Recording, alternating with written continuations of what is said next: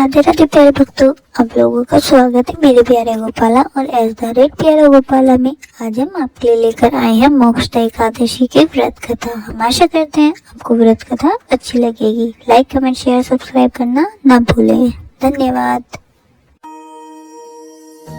प्राचीन काल में चंपक नामक एक सुंदर राज्य था, जहाँ वैखानास नाम के एक धर्मप्रिय राजा राज्य करते थे। उनके राज्य में चारों वेदों के ज्ञाता ब्राह्मण रहते थे। वे अपनी प्रजा से अत्यंत प्रेम करते थे। एक रात्रि राजा वैखानास ने स्वप्न में देखा कि उनके पिता नरक में भयंकर यातनाएं भोग रहे हैं। यह दृश्य देखकर वे अत्यंत व्याकुल हो उठे। सुबह होते ही उन्होंने ब्राह्मणों को बुलाया और उनसे कहा, हे ब्राह्मणगण, मैंने अपने स्वप्न में मेरे पिता को नरक में भयंकर यातनाएं भोगते हुए देखा। उन्होंने मुझसे कहा कि पुत्र, मैं घोर नरक भोग रहा हूँ, मुझे यहाँ से मुक्ति दिलवा दो।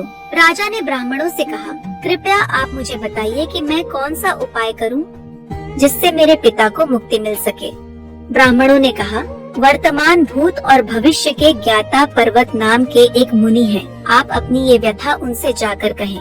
राजा वैखानास तुरंत पर्वत मुनि के आश्रम पहुँचे और नम्रता पूर्वक उन्हें प्रणाम किया। मुनि ने राजा से उनकी व्यथा का कारण पूछा। फिर राजा ने रोते हुए मुनि को अपने स्वप्न के बारे में बताया।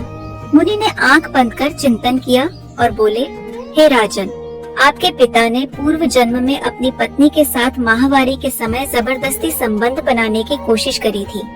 उसी पाप के कारण वे आज नरक में दुख भोग रहे हैं।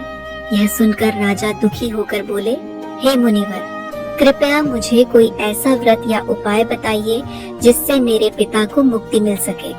मुनि ने कहा, आप मार्गशीर्ष मास के शुक्ल पक्ष की मोक्षदा एकादशी का व्रत करें और उस व्रत का पुण्य अपने पिता को अर्पित करें। यह व्रत करने से आपके पिता निश्चित ही नरक से मुक्त होकर स्वर्ग लोक की प्राप्ति करेंगे, क्योंकि यह एकादशी मोक्ष प्रदान करने वाली है।